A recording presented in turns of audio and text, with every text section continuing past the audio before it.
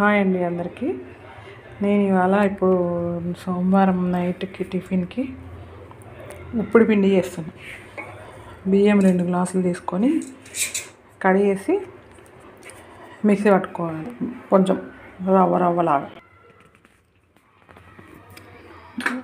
ఉప్పుడు పిండి కోసం పోపు నూనె వేసి పచ్చిశనగపప్పు ఎక్కువ వేసుకోవాలి. ఓన్లీ జీలకర్ర, ఆవాలు,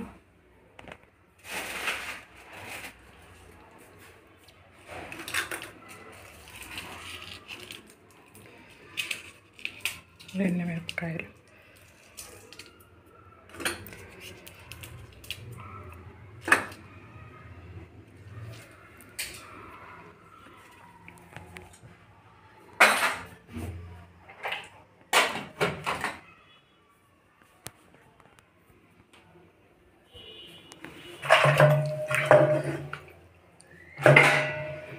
వేసుకొని బాగా వేయించుకొని పచ్చిమిరపకాయలు, కరివేపాకు.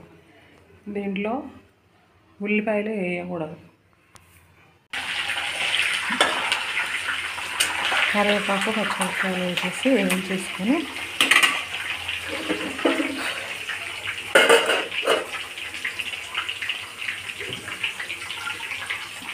రెండు గ్లాసులు దానికి 3 చెంబులు, 2 గ్లాసులు బియ్యపిండికి 4 చెంబులు నీళ్ళు వేసి